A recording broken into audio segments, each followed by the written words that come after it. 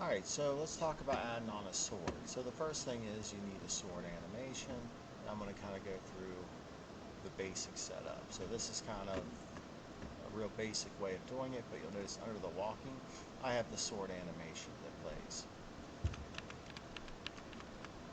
And I have it for left and right facing, so it flips around.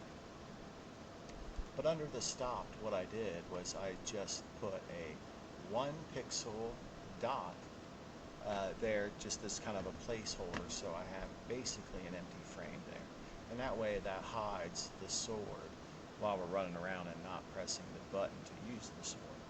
You can set it up however you want.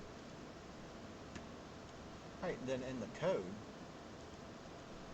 look here in the code, we can see my sword fighting area here. So I use the button V, so when they press V, the sword will slash. So I had to set it up for both directions. So if we press V and our player is facing to the right, well, what I did was I went over to the sword and I set its X position to the X position of the player plus 20, so it's in front of him to the right. And then I set the Y position. And you might need to tweak this a little bit on your game. And then I also set the direction of the sword to the right, so it plays the right animation. And then I changed the animation sequence to the walking, where I put like the sword slash.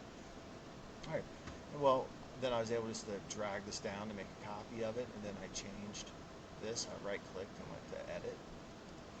And then I changed it so it's facing left. And I did the same thing here, but notice the only difference here is I subtracted 20 from the X position, so that way it shows up to the left, because we'll be facing to the left. And I also set the direction of the sword animation to the left. So let's take a look at it and kind of see how it works.